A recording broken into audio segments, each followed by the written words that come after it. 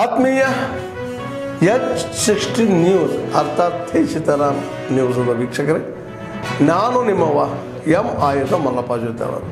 ತಾವು ಈಗ ಸುದ್ದಿಗಳ ಲೋಕಕ್ಕೆ ಎಂಟ್ರಿ ಹೊಡಿತಾ ಇದ್ದೀರಿ.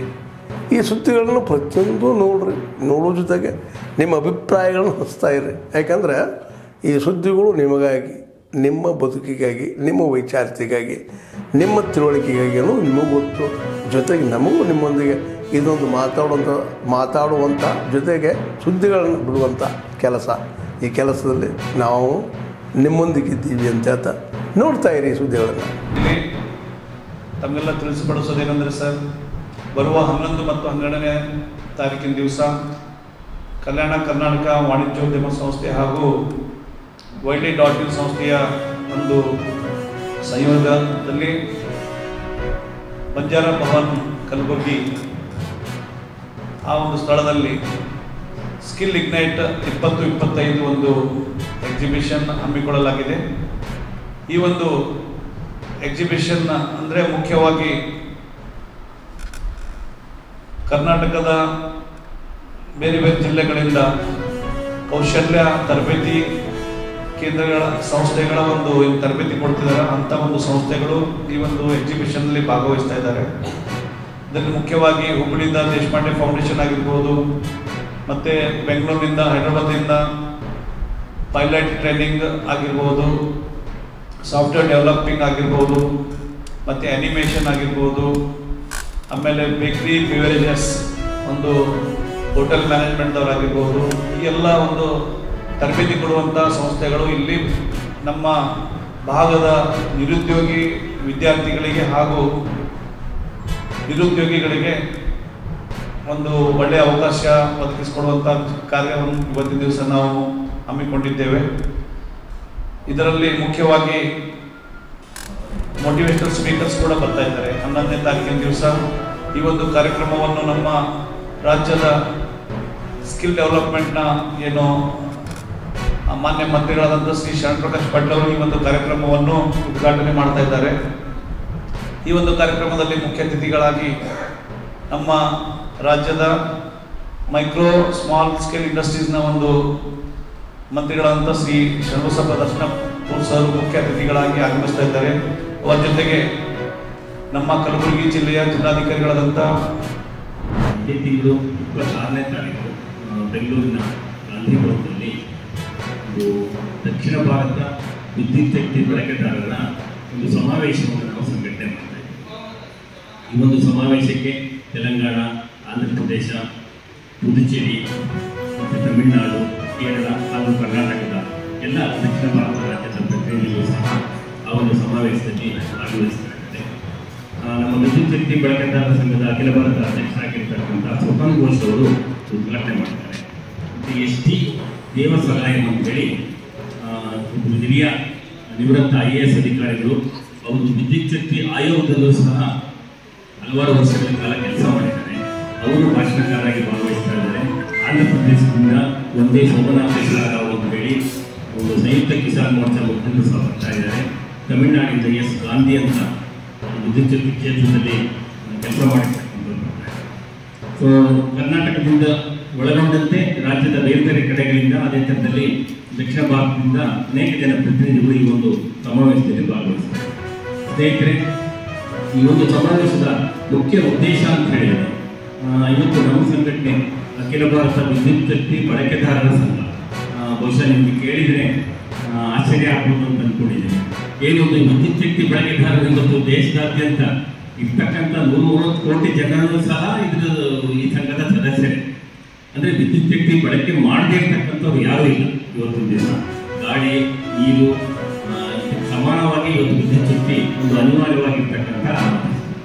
ಸೊ ಹೇಳಬೇಕು ಅಂತ ಹೇಳಿದರೆ, ಈ ಸ್ವಾತಂತ್ರ್ಯದ ನಂತರದ ದಿನಗಳಲ್ಲಿ ಈ ವಿದ್ಯುತ್ ಶಕ್ತಿನಲ್ಲಿ ಕೇಂದ್ರ ಮತ್ತು ವಿವಿಧ ರಾಜ್ಯ ಸರ್ಕಾರಗಳು ಲಕ್ಷಾಂತರ ಕೋಟಿ ರೂಪಾಯಿಯನ್ನು ಬಂಡವಾಳ ಹಾಕಿಬಿಟ್ಟು ದೇಶದಾದ್ಯಂತ ಒಂದು ವಿದ್ಯುತ್ ಜಾಲವನ್ನು ಸೃಷ್ಟಿ ಮಾಡಿದ್ದಾರೆ. ಅದು ಎಲ್ಲ ಕಡೆ ಮನೆ ಮನೆಗೆ ವಿದ್ಯುತ್ ಶಕ್ತಿ ಸಿಗಬೇಕು ಅಂತೇಳಿ. ಅಂದರೆ ಹಾಸ್ಟೆಲ್ ವಿದ್ಯಾರ್ಥಿ ಉದ್ಯೋಗ ಕಟ್ಟುವಂತ ಅವ್ರು ಹೇಳ್ತೀವಿ. ಒಂದು ಹಾಸ್ಟೆಲ್ ವಿದ್ಯಾರ್ಥಿ ಉದ್ಯೋಗ ಮನೆಗೆ ಇರುತ್ತೋ ಅಂತ ಹೇಳಿ ತಮಾಷೆಗೆ ಹೇಳ್ತಾ ಇದ್ದಾರೆ.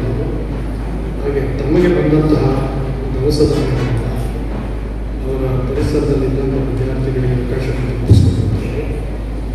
ಅವರು ನೋಡಬೇಕು ಅಂತೇಳಿ ಹಾಸ್ಟೆಲ್ ಪ್ರಾರಂಭ ಮಾಡಿದಾಗ ಮೈಸೂರು ಮತ್ತು ಚಾಮರಾಜನಗರ ಎರಡೂ ಜಿಲ್ಲೆ ಒಂದೇ ಆಗಿದ್ದಾಗ ಎಷ್ಟು ಜನ ಪದವೀಧರರು ಇರ್ಬೋದು ಅಂತ ಮಾಡಿದಾಗ ಇಬ್ಬರೇ ಪದವೀಧರರು ಹಾಸ್ಟೆಲ್ ಪ್ರಾರಂಭ ಸಂದರ್ಭದಲ್ಲಿ ನಂತರ ಸಮಾಜವನ್ನು ಬೆಂಗಳೂರಿನಲ್ಲಿರುವಂತಹದ್ದು. ಅವರು ಲೌಕಿಕದ ಸಾಮಾಜಿಕ ಸೇವೆ ಮತ್ತು ಆಂತರಿಕ ಸಾಧನೆಯ ಪಾರಮಾರ್ಥಿಕ ಸಾಧನೆ ಎರಡನ್ನೂ ಒಟ್ಟಾಗಿ ಕೂಡ ನಡೆಸ್ತಾರೆ. ಅದನ್ನು ಯಾವತ್ತೂ ಪ್ರತ್ಯೇಕ ಮಾಡೋದಕ್ಕೆ ಅವರು ಇಷ್ಟಪಡ್ತಿರಲಿಲ್ಲ. ಯಜಮಾನ ಶ್ರೀಗಳು ಹೇಳುವಾಗೆ ಜ್ಞಾನವು ಲೌಕಿಕ ಪಾರಮಾರ್ಥ ಎರಡನ್ನೂ ಕೂಡಿಯ ಮಾಡುವಂಥ ಮಾತೇನಿದೆ. ಅದಕ್ಕೆ ಬಹುಶಃ ಒಂದು ವ್ಯಾಖ್ಯಾನದ ಅರ್ಥದಲ್ಲಿ ಎರಡನ್ನೂ ಸಮತೂಕವಾಗಿ ಬದುಕಿನಲ್ಲಿ ಅಳವಡಿಸಿಕೊಂಡು ಆಚರಣೆಯಲ್ಲಿ ನಿರಂತರವಾಗಿ ಕೊನೆಯ ಕ್ಷಣದಲ್ಲೂ ಕೂಡ ಆಚರಿಸಿಕೊಂಡು ಮನೆಯನ್ನು ಮಾಸವನ್ನು ಮಾಡುವಂಥದ್ದು ಅತ್ಯಂತ ಹೆಮ್ಮೆಯಾಗುವಂತಹ ಸಂಗತಿ. ಮುಂಚೆದು 96ರಲ್ಲಿ ವಿದೇಶಕ್ಕೆ BSME ಅಕಾಡೆಮಿಗೆ ಭೇಟಿ ಕೊಟ್ಟರು. ಜೊತೆಯಲ್ಲಿ ಕೆಲವು ವಿಷಯಗಳು ಮತ್ತು ಮನುಷ್ಯಗಳು ಬೇಕಾದ ವಿವಿಧ ವಿಷಯಗಳನ್ನು ಉಪಯೋಗಿಸಿದರು. ಎಲ್ಲರೂ ಕೂಡ ಜೊತೆಲಿದ್ದರು. ಅವಕಾಶ ಮುಗಿಯಿತು. ಅಲ್ಲಿ ಹೋಗಿ ದಿವಸ ಆಯಿತು ಜೊತೆ ಹೋಗಿರೋರಿಗೆಲ್ಲ ಅಮೆರಿಕದಲ್ಲೇ ಹೋಗ್ಬೋದು. ಈ ಎಲ್ಲರೂ ಅಮೆರಿಕದಲ್ಲಿದ್ದಾರೆ. ಈ ತಿಂಗಳು 6ನೇ ತಾರೀಕು ಅಬ್ಬಿನಹೊಳೆ ಠಾಣೆಯಲ್ಲಿ ಒಂದು ಕೊಲೆ ಪ್ರಕರಣ ದಾಖಲಾಗಿತ್ತು. ಇದರ ಡೀಟೇಲ್ಸ್ ನೋಡಿದರೆ 5ನೇ ತಾರೀಕು ಈ ಘಟನೆ ನಡೆದಿತ್ತು. ನಿಂಗರಾಜು ಅನ್ನೋ ವ್ಯಕ್ತಿ 30 ಇಯರ್ಸ್, ಕನಜನಹಳ್ಳಿ ವಿಲೇಜ್. ಇವರು ಅವರ ಪತ್ನಿ ಸುನೀತಾ 25 ವರ್ಷ. ಇವರನ್ನು ಕೊಲೆ ಮಾಡಿ ಆಮೇಲೆ ಪೆಟ್ರೋಲ್ ಅಥವಾ ಡೀಸೆಲ್ ಹಾಕಿ ಸುಟ್ಟಾಕುವಂಥ ಘಟನೆ ನಡೆದಿತ್ತು. 5ನೇ ತಾರೀಕು ಈವ್ನಿಂಗ್ ಸುನೀತಾ ಅನ್ನೋರು ಒಂದು ಹೊಲದಲ್ಲಿ ಕೆಲಸ ಮಾಡ್ತಾ ಇರುವಾಗ ನಿಂಗರಾಜು ಹೋಗಿ ಅವ್ರನ್ನ ಮನೆಗೆ ಕರ್ಕೊಂಡು ಹೋಗುವ ನೆಪದಲ್ಲಿ ಒಂದು ಖಾಲಿ ಜಾಗಕ್ಕೆ ಕರ್ಕೊಂಡು ಹೋಗಿ ಅಲ್ಲಿ ಕೊಲೆ ಮಾಡಿರ್ತಾರೆ. ಇದಕ್ಕೆ ಪ್ರೈಮರಿ ರೀಸನ್ ಅವರು ನಿಂಗರಾಜು ವೈಫ್ ಕ್ಯಾರೆಕ್ಟರ್ನ ಶಂಕೆ ಮಾಡ್ತಾಯಿದ್ರು. ಅದರ ಸಲುವಾಗಿ ನಡುವೆ ಜಗಳ ಕೂಡ ಆಗ್ತಾಯಿತ್ತು. ಸೊ ಇದೇ ಒಂದು ಮೋಟಿವಿಂದ ಮಾಡಿದಂಗೆ ನಮಗೆ ಪ್ರಮುಖಿಸಿ ಕಂಡು ಬಂದಿತ್ತು. ಮತ್ತು ಈ ಒಂದು ಘಟನೆಯಲ್ಲಿ ನಿಂಗರಾಜು ಕೂಡ ಸುಟ್ಟಿದ ಗಾಯಗಳಾಗಿದೆ. 40% ಗೌರ್ಮೆಂಟ್ ಇಂಜರೀಸ್ ಆಗಿ ಚಿತ್ರದುರ್ಗ ಗೌರ್ಮೆಂಟ್ ಹಾಸ್ಪಿಟಲ್ಗೆ ಚಿಕಿತ್ಸೆ ಪಡೆಯುತ್ತಿದ್ದಾರೆ. ಅಲ್ಲಿ ನಾವು ಪೊಲೀಸ್ ಗಾರ್ಡ್ ಹಾಕಿದ್ವಿ. ಮುಂದಿನ ದಿನದಲ್ಲಿ ಅರೆಸ್ಟ್ ಮಾಡಿ ಪ್ರೊಸೀಡಿಂಗ್ಸ್ ಮಾಡ್ತಾರೆ.